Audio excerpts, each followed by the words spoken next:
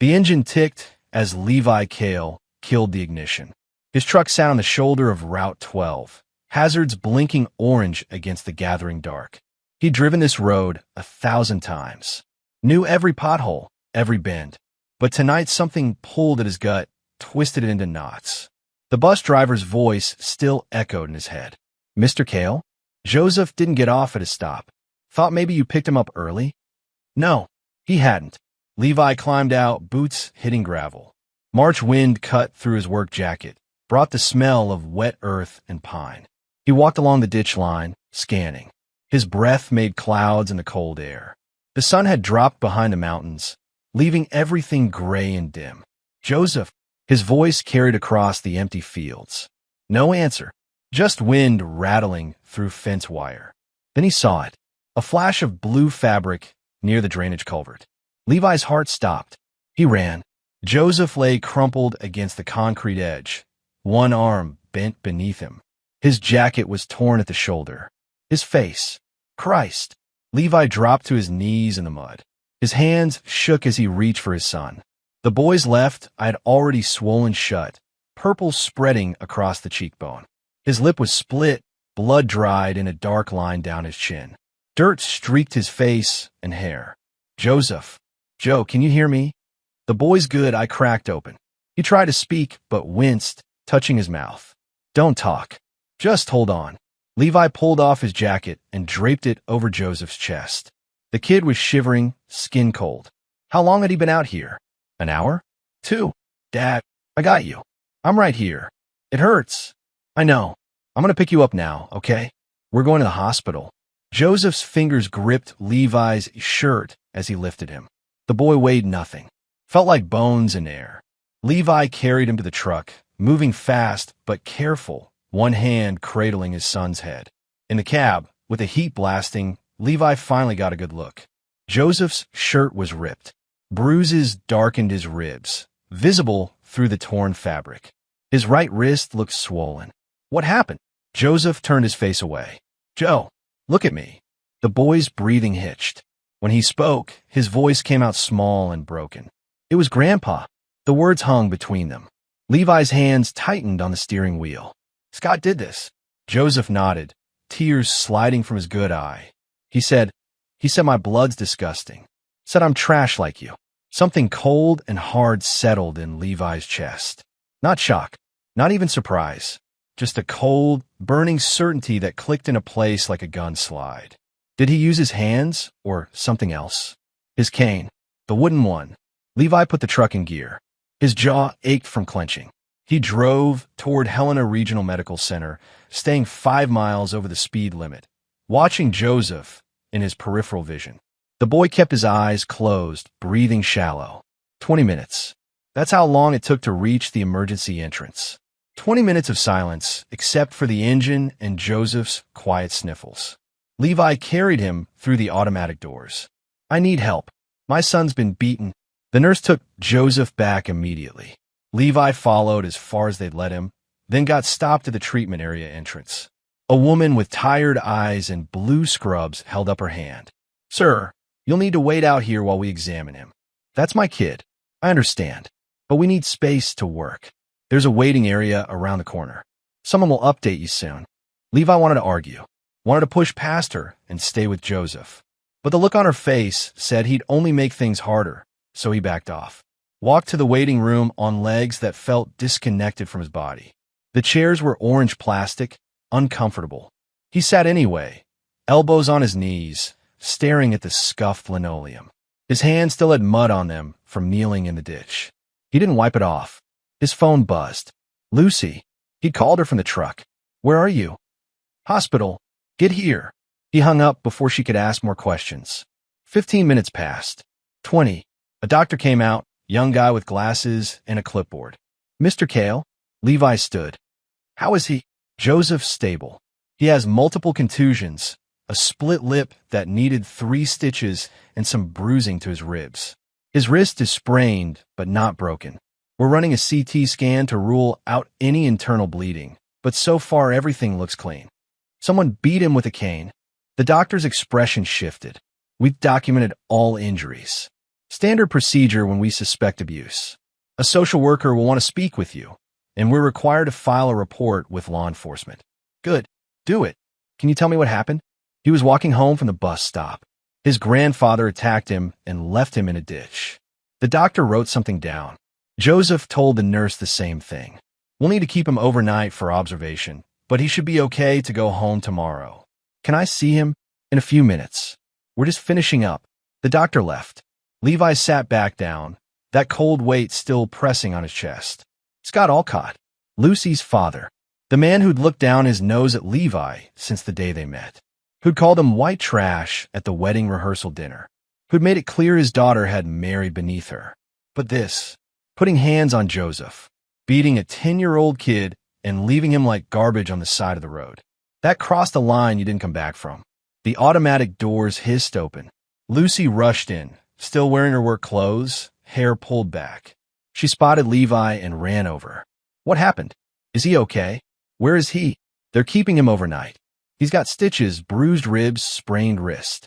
Lucy's hand went to her mouth. Oh my God. Was it a car? Did someone hit him? No. Then what? Your father beat him with his cane and dumped him in a ditch. Lucy's face went blank. Not shocked. Just blank, like he'd spoken a language she didn't understand. That's not, no. Dad wouldn't. Joseph told me. He told the nurses.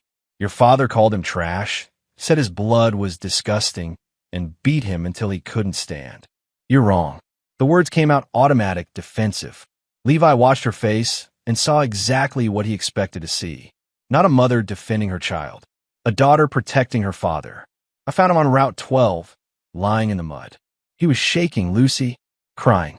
Couldn't hardly talk. There has to be another explanation. Maybe he fell. Maybe he's confused. Don't. Levi's voice came out flat, dead. Lucy stopped talking. Don't make excuses for him. Don't tell me Joseph's lying or confused.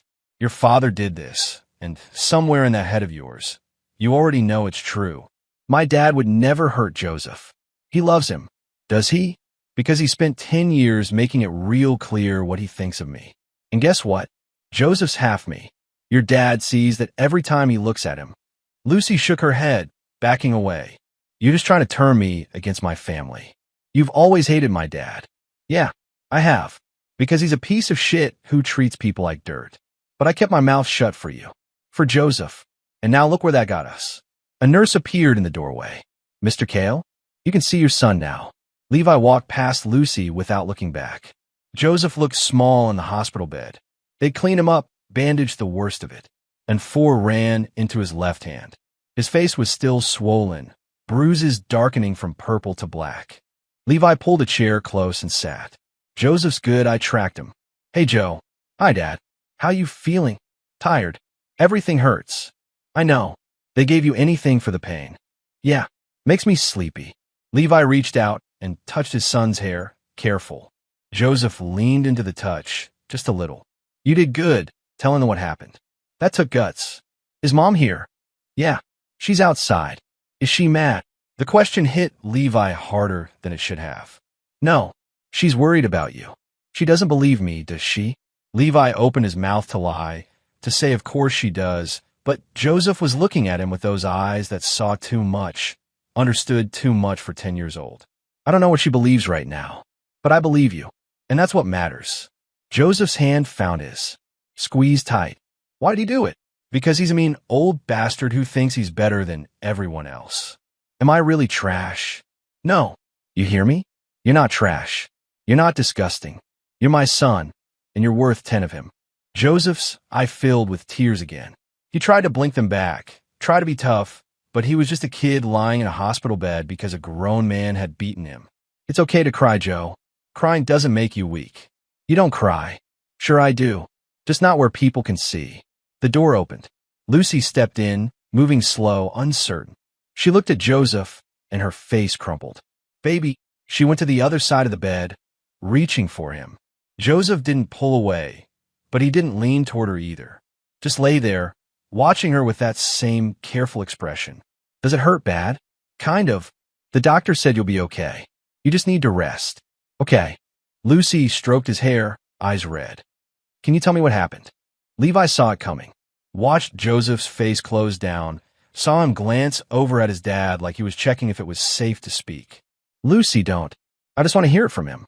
Joseph, honey, what did you get hurt? I already told the nurses. I know, but I want to hear it from you. Please. Joseph looked at Levi again. Then, quietly, Grandpa hit me. Are you sure? Maybe you fell and got confused. Maybe. Lucy. Stop. She turned on him, eyes blazing. He's my son, too. I have a right to ask. He told you what happened. Either you believe him or you don't. But I'm not letting you twist this into something it's not. My father wouldn't do this. Joseph flinched. The monitors beeped faster.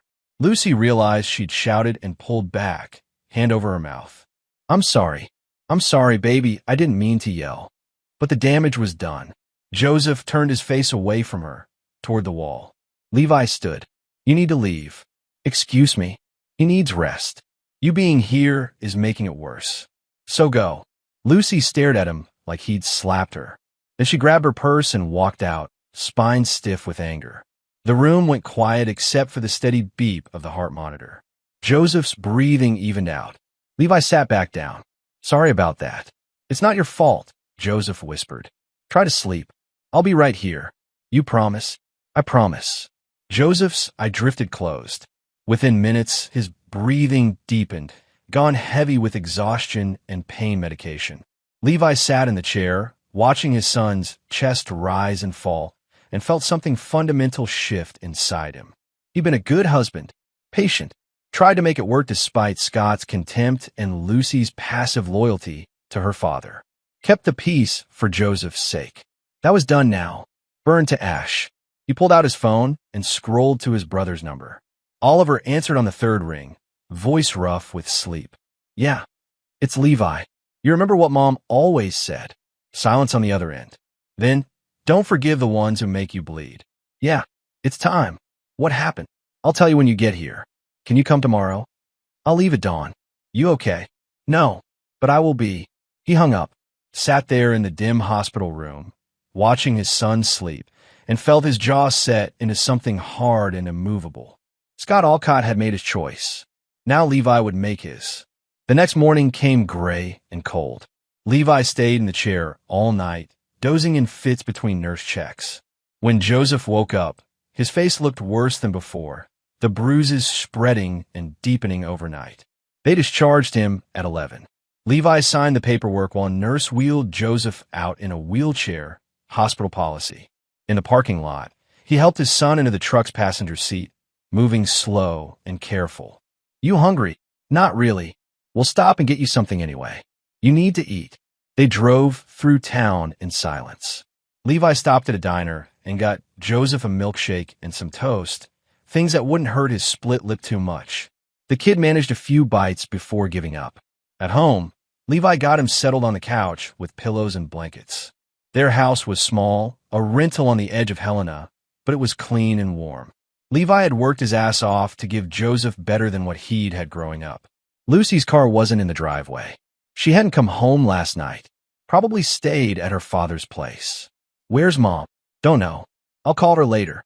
Joseph nodded, already half asleep again. The pain meds made him drowsy. Levi covered him with another blanket and went to the kitchen. His phone rang. Unknown number. This is Levi. Mr. Cale, this is Deputy Brennan with the Lewis and Clark County Sheriff's Office. We receive a report from Helena Regional regarding your son's injuries. I'd like to come by and take a statement. When would this afternoon work? Yeah, we're home. I'll be there around 2. Levi hung up and stared at his phone. The law would get involved now. He'd tell them everything, and they'd go talk to Scott. And Scott would deny it, play the respected citizen card, maybe cry about being falsely accused. The system would fail them. Levi could see it coming like a train down a straight track. But he'd go through the motions anyway. Do it the right way first. Oliver's truck pulled up just past noon.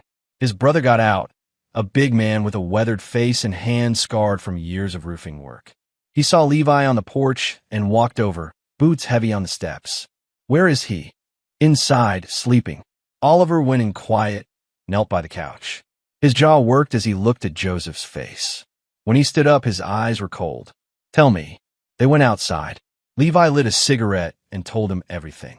Found Joseph in the ditch, what the boy had said, Lucy's reaction at the hospital, her defense of Scott. Oliver listened without interrupting. When Levi finished, his brother was quiet for a long moment. What do you want to do? I want to kill him.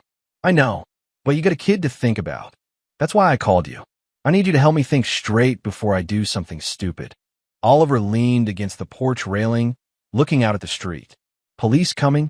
This afternoon. They won't do shit. Scott's got half the sheriff's department in his pocket. I know, so we handle it ourselves. Levi met his brother's eyes, saw the same hardness he felt in his own chest reflected back. Not yet. We let the law try first. When they fail, and they will, then we do it our way. You sure you can wait? No, but I'm going to try. Deputy Brennan arrived at 2 on the dot. He was young, maybe late 20s, with a neat uniform and a notepad. Levi let him in. Mr. Cale, I'm Deputy Brennan. Is your son available to speak with me? He's asleep. Pain medication. Understand. Can you walk me through what happened? Levi told the story again. Finding Joseph, what he'd said, the hospital.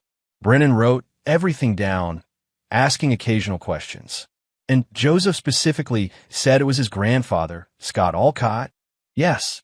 Said Scott hit him with his cane, called him trash, said his blood was disgusting. Did anyone else witness this? I don't know. It happened somewhere between Scott's ranch and the bus stop. We'll need to speak with Mr. Olcott. Get his side of things. His side? My kid's got stitches and bruises. What side is there? I understand your frustration, Mr. Cale, but we have to follow procedure. We'll investigate this thoroughly. Brennan asked a few more questions, took photos of Joseph sleeping on the couch, his injuries visible. Then he left with a promise to be in touch. Oliver waited until the deputy's car disappeared down the street. Thoroughly. Right. Give a few days.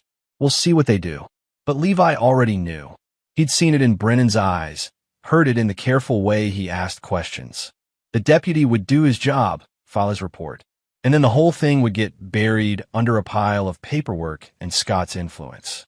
Lucy came home that evening after Joseph was asleep. She let herself in quiet, like she wasn't sure she belonged there anymore. Levi was in the kitchen, drinking coffee at the table. How is he? Sleeping. Been sleeping most of the day. She said her purse down didn't sit. The police called. They want to talk to my dad tomorrow. Good. Levi, this is tearing our family apart. Your father did that. Not me. You don't know what happened. You weren't there. He looked at her, really looked. Saw the dark circles under her eyes, the way her hands twisted together. She was scared, but not for Joseph. For her father. Joseph was there, and he told us what happened. Why don't you believe your own son? I do believe him. I just think maybe he misunderstood. He didn't misunderstand getting beaten with a cane. You don't know my father like I do. He's not a violent man. Yeah? What's he been saying about me for the last 10 years? What's he called me? White trash. Poor? Not good enough for you. Lucy looked away. He has strong opinions. Strong opinions. That's what we're calling it. He grew up different than you. He has expectations. For his grandson? What expectations involve beating a 10-year-old bloody? Stop saying that. Why? That's what happened. Your father beat Joseph, called him trash, and left him in a ditch. Those are facts, Lucy. You can twist yourself in knots trying to explain it away, but it doesn't change what he did. She stood there, shaking. Then she grabbed her purse. I'm staying at my dad's tonight. Of course you are. The door slammed behind her. Levi sat in the empty kitchen, listening to her car start and drive away. 10 years of marriage, and it came down to this. Her choosing her father over her son. He should have seen it coming. All the little signs, the way she'd always take Scott's side in arguments, always make excuses for his behavior.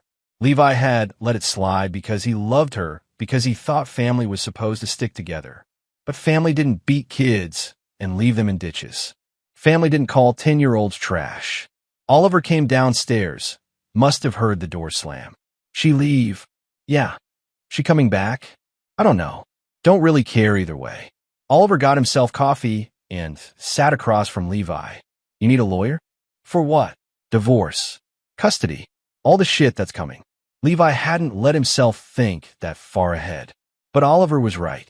This was done. Lucy had made her choice clear. Yeah, I'll need a lawyer. I know a guy. Handled my buddy's divorce last year. He's good, doesn't pull punches. Set up. They sat in silence, drinking coffee. Outside, the March wind rattled the windows. Spring was coming, but it still felt like winter. 3 days passed. Deputy Brennan called. Mr. Cale, I wanted to update you on our investigation. Go ahead. We spoke with Mr. Alcott. He denies any involvement in Joseph's injuries. Says he hasn't seen the boy in over a week. Levi's grip tightened on the phone. He's lying. We also spoke with the bus driver. She confirmed Joseph got off at his regular stop that afternoon. But between the stop and your house, we don't have any witnesses who saw what happened. Joseph told you what happened. Yes, and we take his statement seriously. But without physical evidence or witnesses, it's difficult to move forward with charges. So you're doing nothing. We're continuing to investigate.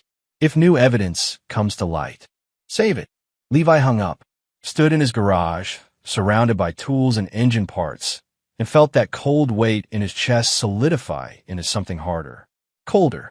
The system had failed them, just like he knew it would. He called Oliver. They dropped it. Figured they would. What now? Now we do it our way. But I need information first. Scott has ranch hands, people who work for him. Somebody saw something. I'll make some calls. See what I can find out. Be careful. Scott's got eyes everywhere. I know what I'm doing. Oliver hung up. Levi went back inside, checked on Joseph. The kid was at the kitchen table, doing homework with his good hand. His face still looked bad, bruises fading from black to yellow-green. How's the math going? Okay, this stuff's easy. Levi ruffled his hair. Joseph smiled, and for a second he looked like a normal kid again. Not someone who'd been beaten and left in a ditch by his own grandfather. You need anything? Can we get pizza tonight? Sure, whatever you want. Joseph went back to his homework. Levi watched him for a moment, feeling something fierce and protective rise up in his chest. Nobody was going to hurt his son again. Not Scott. Not anyone. He makes sure of that. Oliver called back 2 days later. Got something? One of Scott's ranch hands, guy named Tommy Reese, he's been talking at the bars. Says he saw Scott arguing with a kid the afternoon Joseph got hurt. He willing to go to the police? No. He needs a job. But he'll talk to you off the record. Set it up. They met Tommy at a truck stop outside of town, neutral ground where nobody would recognize them. Tommy was young, maybe 25, nervous as hell. He sat across from Levi in a booth, hands wrapped around a coffee mug. I don't want trouble. You won't get any from me. I just need to know what you saw. Tommy glanced around, making sure nobody was listening. I was working the north fence line that afternoon. Around 3:30. I heard yelling, went to check it out.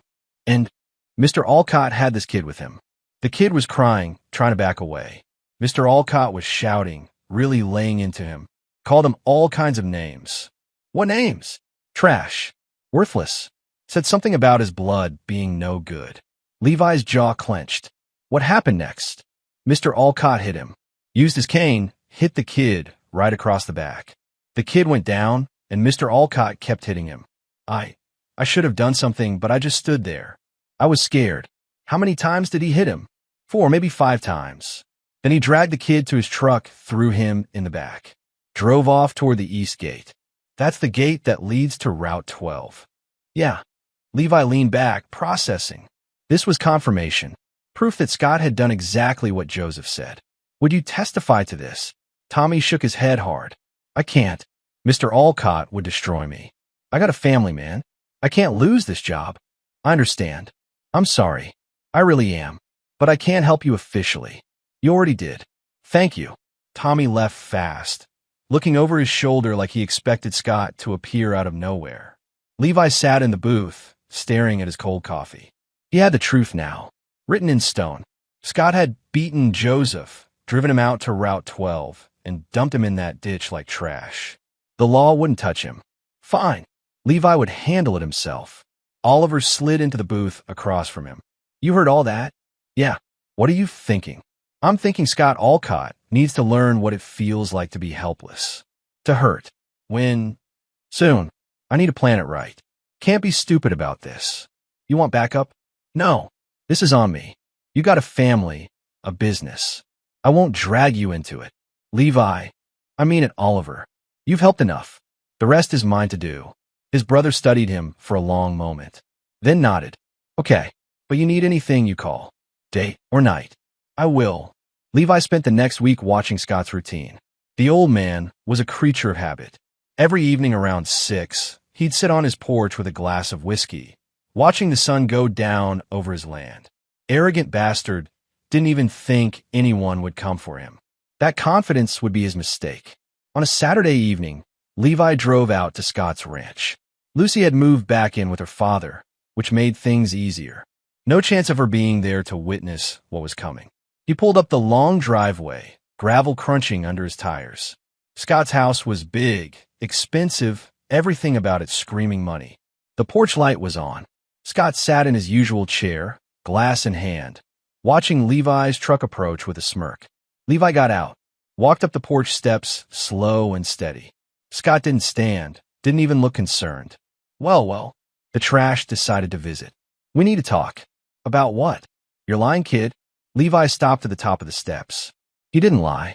You beat him and left him in a ditch. Scott took a sip of his whiskey, completely unbothered. Got no idea what you're talking about.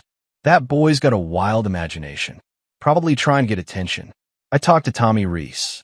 For the first time, Scott's expression flickered. Just for a second, then the smirk came back.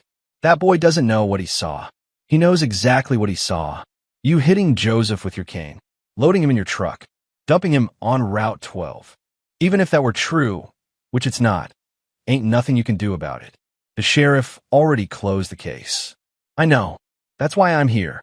Scott laughed, a dry, wheezing sound. What, you gonna sue me? Good luck with that, boy. I got lawyers that'll tie you up in court for years. I'm not here to sue you. Then what? You gonna threaten me? That's real smart. I'll have you arrested. You should have kept your hands off my son. That boy's weak, just like his daddy. Lucy deserved better than you. She knew it, I knew it. Only reason she married you was because she got knocked up. The words hit their target. Levi felt the old shame, the old anger. But underneath, it was something colder now. Clearer. You think you're untouchable. Think because you got money and connections, you can do whatever you want. I don't think it, boy. I know it. Scott raised his glass in a mock toast. See, people like you, you don't matter. You're nothing. And your son? He's half nothing. I was trying to teach him some respect, toughen him up. But he's soft just like you. Teach him respect? By beating him unconscious. He needed to learn his place. Understand that all cop blood don't mix with trash. Lucy made a mistake, but I can still fix the boy. Shape him into something worthwhile. Levi's hands curled into fists. You're never touching him again. That right? Who's gonna stop me? You. Scott leaned forward, his face twisted with contempt. You got nothing, Levi. No money, no power, no future. You're just some greased monkey who got lucky once. And now that luck's run out. Lucy's filing for divorce. She'll get the boy, and I'll make sure you never see him again. I'll raise him proper, without your bad blood contaminating him. Something inside Levi snapped.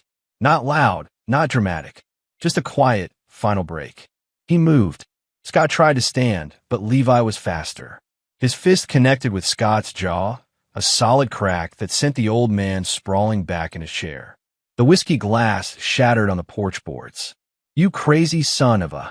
Levi hit him again. And again. All the years of insults, all the disrespect, all the contempt and cruelty came pouring out through his fists. Scott tried to fight back, swinging his cane, but Levi knocked it away, grabbed the old man by his expensive shirt, and dragged him off the chair. You beat my kid. You left him in a ditch like garbage. He hit Scott in the ribs, felt something crack. The old man wheezed, trying to curl up, protect himself. But Levi didn't stop. You called him trash. You called me trash. Another punch, this one to Scott's face. Blood sprayed from his nose. You think you're better than us? Think your money makes you untouchable? Scott's hands came up, weak, pleading. Stop, please. But Levi saw Joseph's face. Saw his son lying in that ditch, beaten and broken. Saw the split lip, the black eye, the terror in a 10-year-old boy's expression. He hit Scott again. Felt the old man's cheekbone crack under his knuckles. That's enough. Lucy's voice cut through the red haze. Levi turned and saw her standing in the doorway, face pale with shock. Levi, stop. You're killing him. He looked down. Scott lay on the porch, blood pooling under his head, barely conscious.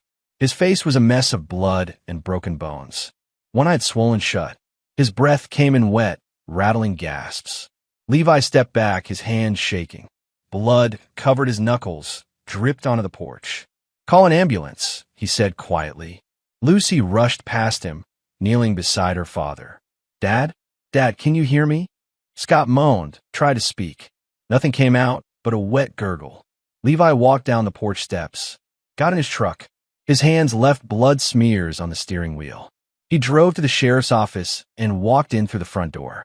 The deputy at the desk looked up, eyes going wide when he saw Levi's bloody hands and clothes. I need to speak with someone. Sir, are you injured? No, but I beat a man. Scott Alcott. He's at his ranch. He needs medical attention. You what? I beat him. Pretty bad. You want to send deputies out there and probably arrest me. The deputy stared at him like he couldn't process what he was hearing. Then he grabbed his radio, started calling it in. Within minutes, the place was chaos. Deputies running around, radios squawking. Someone sat Levi down, read him his rights. He barely listened, just sat there, feeling hollow and empty and somehow clean for the first time in weeks. They put him in handcuffs, led him to a cell. He went without resistance. He'd done what needed doing. Now he'd face whatever came next. They kept him for 2 days before setting bail. Oliver posted it, drove him home in silence. When they pulled up to Levi's house, the windows were dark. Lucy took Joseph, Oliver said. Packed up his stuff yesterday. He's staying with her at Scott's place. She can't do that. She did. And with you facing assault charges, she's claiming you're dangerous. Unfit parent. Levi got out of the truck, legs unsteady. How bad is Scott? Broken jaw, orbital bone, 3 ribs. Collapsed lung. He'll live, but he's messed up. They're saying he might never walk right again. Good. The thought came automatic cold. Levi didn't feel guilty about it. What about Joseph? He okay? Don't know. Lucy's not letting anyone near them. Levi went inside. The house felt empty, dead. Joseph's homework was still on the table. His jacket hung on the hook by the door. But the kid was gone. He sat at the kitchen table and put his head in his hands.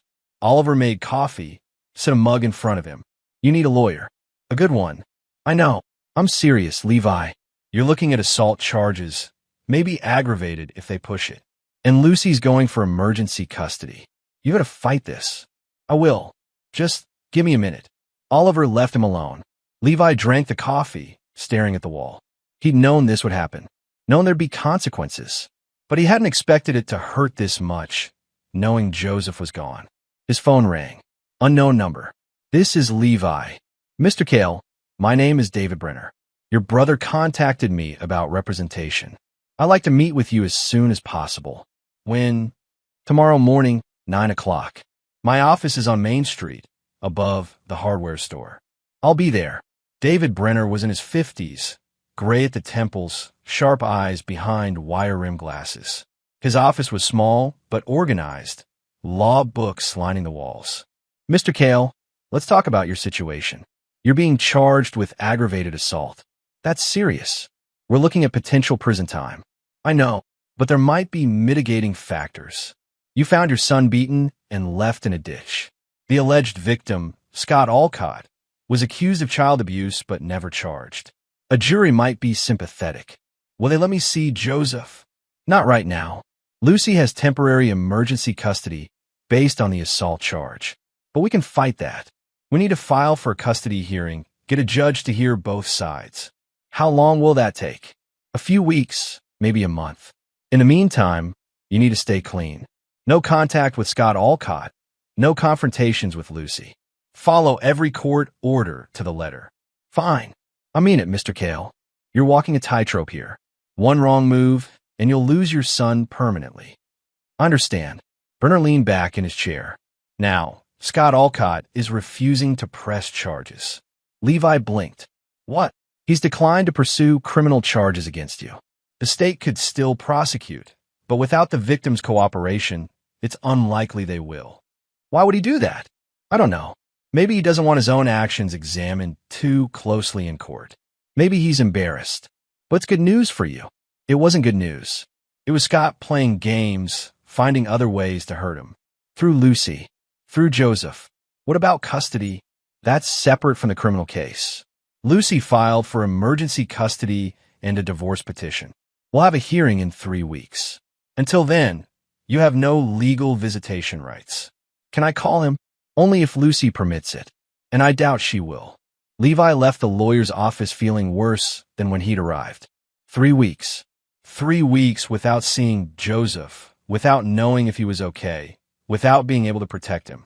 He drove home, sat in an empty house, waited. The 3 weeks crawled by like years. Levi went to work, came home, tried to sleep. Couldn't. He'd lie awake thinking about Joseph, wondering if the kid was scared, if he understood why his dad wasn't there. He called Lucy twice. She didn't answer. He left messages asking about Joseph, asking if the boy was okay. She never called back. Oliver came by most evenings, brought dinner, kept him company. Didn't try to fill the silence with empty words. Just sat there, solid and present. The court date finally arrived. Levi wore his best clothes, which wasn't saying much. A button-down shirt and jeans without stains. Brenner met him outside the courthouse. Remember what we talked about. Stay calm. Answer questions directly. Don't get emotional. I'll try. Don't try. Do it. This judge, Marilyn Chun, she's fair but strict. She won't tolerate outbursts or aggression. They went inside. The courtroom was smaller than Levi expected, wood paneling and fluorescent lights. Lucy sat on the other side with her lawyer, a slick-looking guy in an expensive suit. Scott wasn't there, probably still recovering. Joseph sat next to Lucy, looking small and scared. When he saw Levi, his face lit up. He started to stand, but Lucy put a hand on his shoulder, held him down. Levi's chest tightened. He wanted to cross the room, pull his son into a hug, tell him everything would be okay. But deputies stood at every door, and Brenner's warning echoed in his head. Stay calm. Don't get emotional. Judge Chin entered. Everyone stood, then sat. She was an older woman with dark eyes and a no-nonsense expression. We're here for the custody hearing in the matter of Alcott versus Cale. I've reviewed the filings from both parties. Ms. Alcott, your petition claims Mr. Cale is a danger to the child due to his recent assault charge. Is that correct? Lucy's lawyer stood. Yes, Your Honor. Mr. Cale violently assaulted Ms. Alcott's father without provocation, causing severe injuries. This demonstrates a pattern of violent behavior that puts the child at risk. Mr. Cale, do you have a response? Brenner stood. Your Honor, the assault occurred after Mr. Cale discovered his son had been beaten and left in a ditch by Mr. Scott Alcott. The child required medical treatment, including stitches. Mr. Cale acted in defense of his child. Beating a man nearly to death is not defense. Your Honor, Lucy's lawyer cut in. It's revenge. Uncontrolled, violent revenge. Judge Chun held up a hand. I'll determine that. Mr. Brenner, was Mr. Alcott charged with child abuse?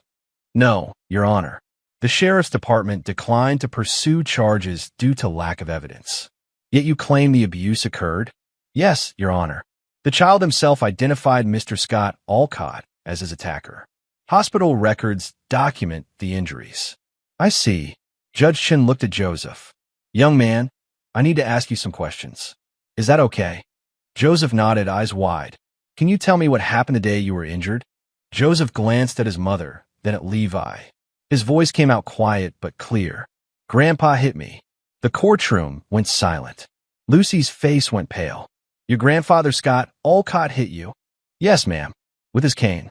He said I was trash because of my dad. He kept hitting me and it hurt really bad. Then he put me in his truck and drove somewhere and made me get out. I tried to walk home, but I couldn't make it. Did you tell anyone what happened? I told my dad, and the nurses at the hospital, and the police officer. Judge Chin made notes. And what did your mother say when you told her? Joseph looked down at his hands. She didn't believe me. She said I was confused or lying. Lucy stood up. That's not. I never said he was lying. Sit down, Ms. Alcott, Judge Chun said sharply. Lucy sat. The judge looked at Brenner. Mr. Brenner, despite the child's testimony, no charges were filed against Scott Alcott. What? The sheriff's department determined there wasn't enough evidence to prosecute.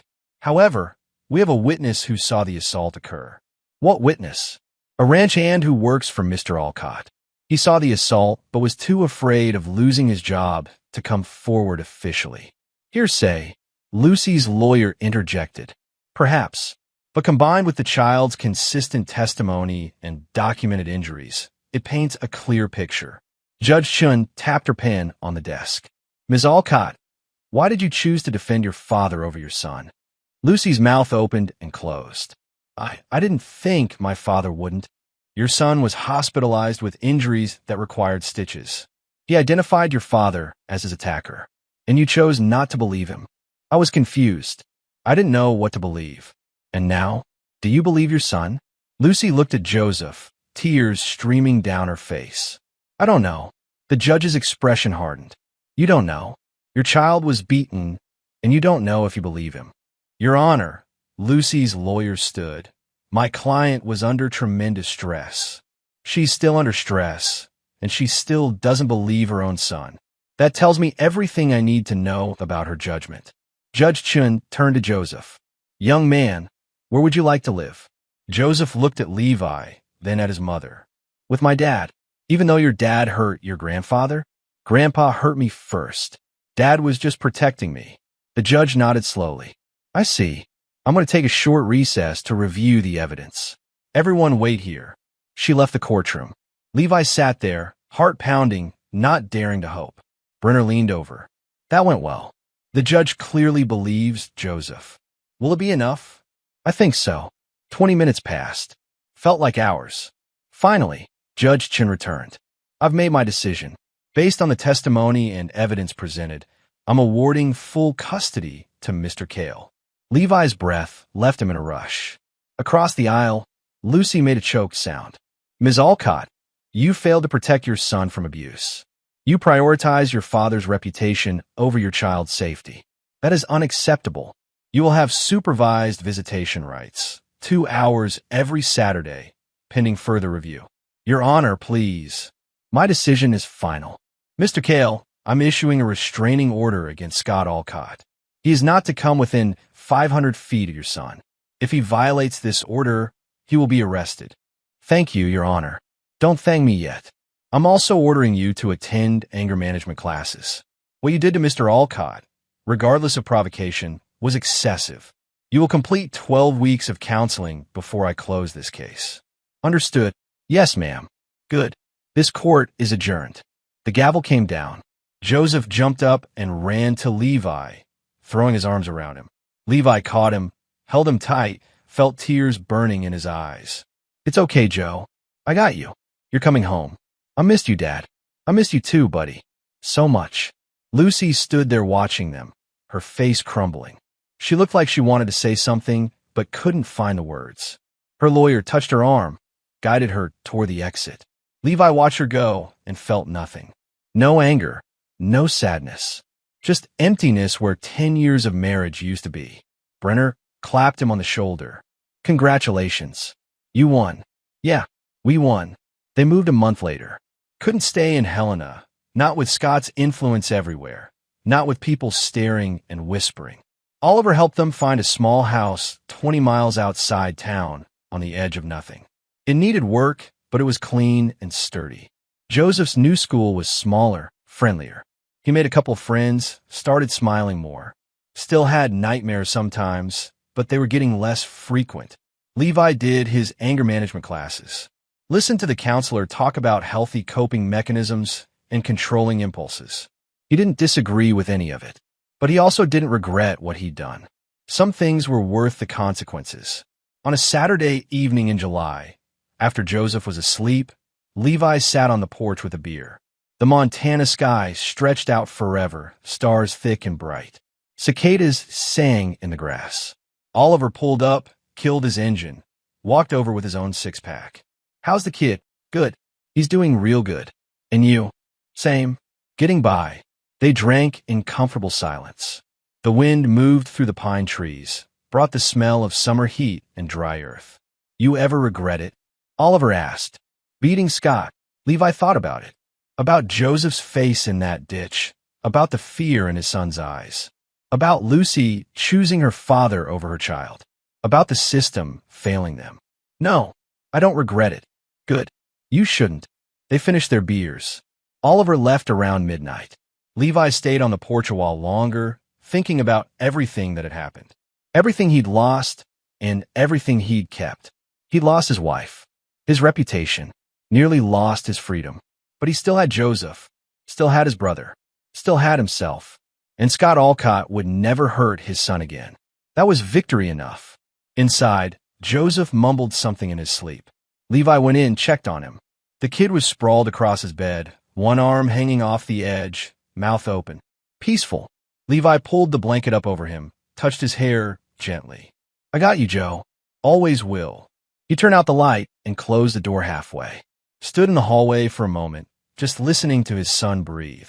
Some things you couldn't forgive, shouldn't forgive, but some things were worth fighting for, no matter the cost. Levi went to his own room, lay down in the dark, and for the first time in months, slept through the night.